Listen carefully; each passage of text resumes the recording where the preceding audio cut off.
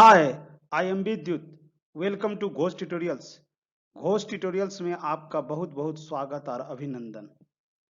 Today I am going to discuss how to identify an imperative sentence. यदि आपने अभी तक असर्टिव और इंटरोगेटिव सेंटेंस को नहीं देखा है तो सेंटेंस के प्लेलिस्ट में जाकर देख लें। इसके बारे में मैंने इन डिटेल चर्चा किया है।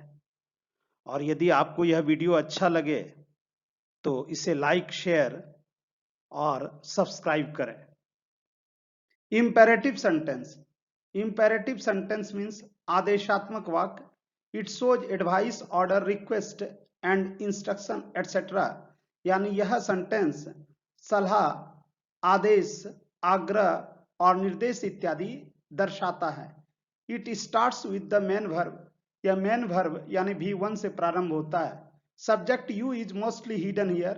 इस सेंटेंस का तात्पर्य यह हुआ कि ऐसे सेंटेंस में सब्जेक्ट के तौर पर यू अधिकांशतः छिपा हुआ रहता है। It ends with full stop. इसका अंत फुल स्टॉप यानी पूर्ण विराम से होता है।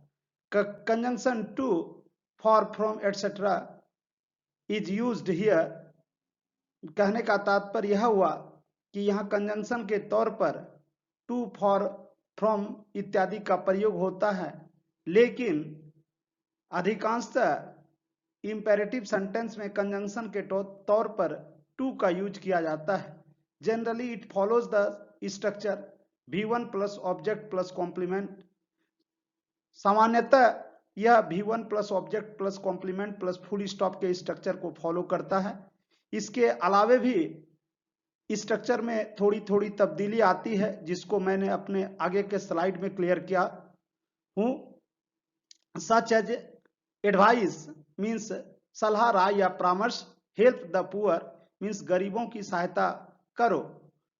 कोई आपसे गरीबों की सहायता जबरदस्ती नहीं करवा सकता है।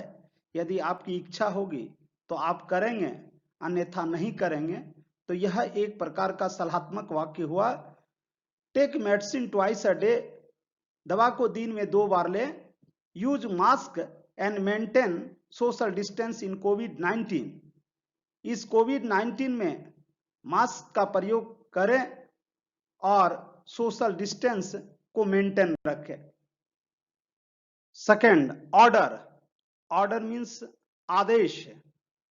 सच as do it at once. इसे अभी तुरंत करो। यह एक आदेशात्मक वाक्य है। Finish it before 4 PM। इसे 4 बजे से पहले समाप्त करो। थर्ड वन, रिक्वेस्ट मीन्स आग्रह। Please sit down. कृपया बैठ जाइए। Kindly help the helpless. दया करके असहायों की सहायता कीजिए। Kindly help the needy people. कृपया कर या दया कर जरूरतमंद लोगों की सहायता करें। फोर्थ वन, इंस्ट्रक्शन यानी निर्देश। Follow the traffic rule. Traffic rule का अनुसरण करें। डार्कन द ओवल कॉम्प्लीटली यानी अंडाकार या गोलाकार आकृति को पूर्ण रूप से काला करें। If you want to emphasise the sentence then you must follow the following structure. यदि आप सेंटेंस पर जोर देना या बल देना चाहते हैं तो आपको निम्न स्ट्रक्चर का अनुसरण करना चाहिए।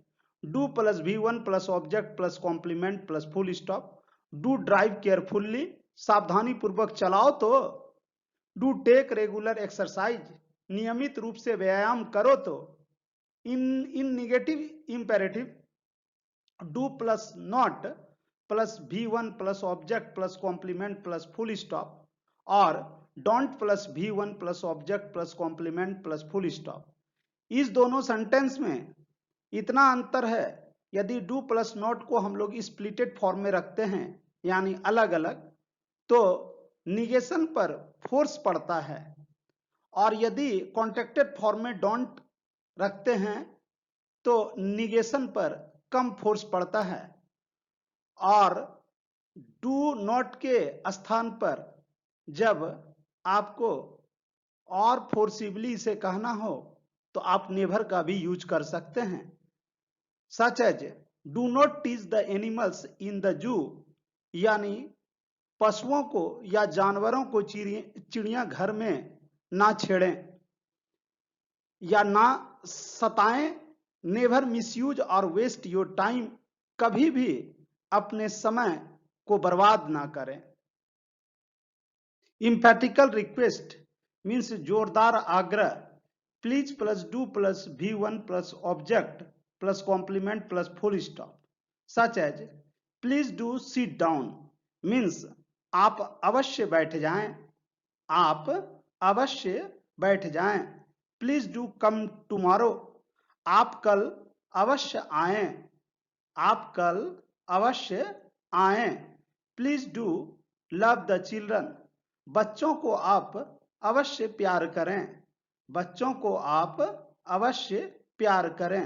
निगेटिव इम्फेटिकल पोलाइट रिक्वेस्ट यानी please plus do plus not plus V1 plus object plus complement plus full stop. Please do not tell him anything, कृपया उसे कुछ ना कहें, कृपया उसे कुछ ना कहें। Please do not waste your time, कृपया अपना समय बर्बाद ना करें, कृपया अपना समय बर्बाद ना करें। Please do not waste water, कृपया पानी बर्बाद ना करें, कृपया जल बर्बाद ना करें। Sometimes advice and proposal can be expressed with the help of following structures: let plus noun oblique pronoun in objective case plus V1 plus object plus complement plus full stop, such as let us go means let's go, चलो चलें, let's go now, let us go now को इस तरह से sound आप दे सकते हैं, let's go now, अब चला जाए। Let us go for a walk means let's go for a walk, टहलने चला जाए। Let the people know means लोगों को मालूम होने दें। In prohibition means निषेध या मनाही में let plus noun oblique pronoun in objective case plus not plus V1 plus object plus complement plus full stop, और don't plus let plus V1 plus object plus complement plus full stop। Let him not go, let him not go और don't let him go, इसका अर्थ हुआ उसे जाने मत दें, उसे जाने मत दें। Let him not shout और don't let him shout, यानी उसे मत चिल्लाने दो, उसे मत चिल्लाने दो।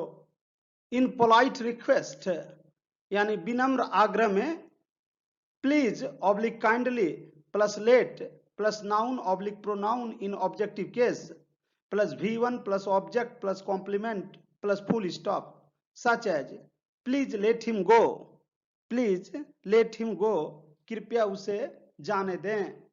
Kindly let him go home, दया करके उसे घर जाने दें, दया करके उसे घर जाने दें। Emphatical prohibition with polite request please plus do plus not plus let plus noun oblique pronoun in objective case plus V1 plus object plus complement plus full stop, such as please do not let him have his food, कृपया उसे भोजन मत करने दें, कृपया उसे भोजन मत करने दें। Please do not let him quarrel, कृपया उसे झगड़ने मत दें। Please do not let him participate in an unsocial work, कृपया उसे असामाजिक कार्य में भाग न लेने दें। Please do not let her go out alone at night, कृपया उसे रात्रि में अकेले बाहर ना जाने दें। अब पहले आप इन दो शब्दों को ध्यानपूर्वक देखें। go go is not equal to go go, दोनों में यह बहुत बड़ा अंतर है। पहले कि पहला एक शब्द है जिसका अर्थ है जाना और यह मेन वर्ब है, जबकि दूसरा go फुल स्टॉप के बाद एक सेंटेंस है। पहले इस वर्ब के फॉर्म को इसको समझते हैं। क्या यहां पर जैसे GO गो, जिस प्रकार की धातु का रूपांतरित रूप क्रिया होता है, उसी प्रकार वर्ब का मूल रूप जो बेस फॉर्म होता है टू गो, लेकिन वो इन्फिनिटिव नहीं है और उसका रूपांतरित रूप गो है।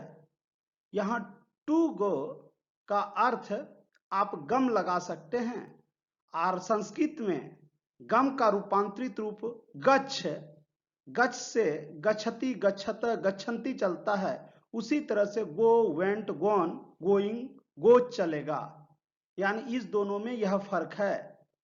और गो ये राइट साइड ये एक सेंटेंस है, इसमें यह अर्थ निहित है कि इसका सब्जेक्ट यू हिडन है। इस सेंटेंस में बहुत सारा अर्थ निहित है, इसका मीनिंग आप निकाल सकते हैं अलग अलग संदर्भ में, जैसे you are to go, you have to go, you will have to go, you are ordered to go, you are advised to go और you are suggested to go. इस गो में इतना मीनिंग हिडन है। अब एक sentence, direct sentence को मैं ले रहा हूं, such as my mother said to me don't go out in कोविड-19। मेरी माँ ने मुझसे कहा इस कोविड-19 में बाहर मत जाओ।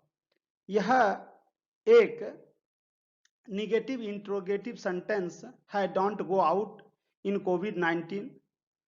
तो यदि आप इसे इनडायरेक्ट स्पीच में चेंज करते हैं तो my mother told me not to go out in कोविड-19, यहां टू कंजंक्शन के तौर पर यूज हुआ है और नॉट का प्रयोग कंजंक्शन के पहले इस पैटर्न पर लगाया जाता है कि my mother told me not to go out in कोविड-19।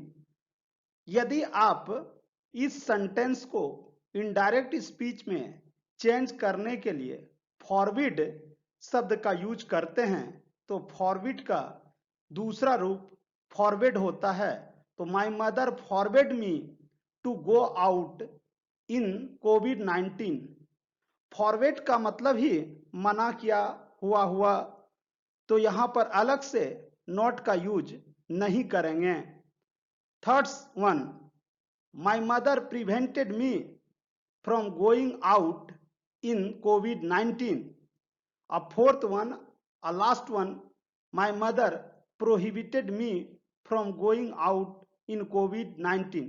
यदि सेंटेंस में मना करने के लिए प्रिवेंट या प्रोहिबिट आप वर्ब लेते हैं तो प्रिवेंट का भी टू प्रिवेंटेड और प्रोहिबिट का भी टू प्रोहिबिटेड होता है और उसके बाद कंजंक्शन के तौर पर फ्रॉम और बिफोर का यूज होता है। तो my mother prevented me from going out in कोविड-19 और my mother prohibited me from going out in कोविड-19। यदि आपको लगता है कि आपने इस क्लास से कुछ सीखा है तो इसे लाइक करें, अपने फ्रेंड्स और रिलेटिव्स के बीच इसे शेयर करें तथा घोष ट्यूटोरियल्स के चैनल को सब्सक्राइब करें। Don't forget to press the bell icon. Thanks for watching.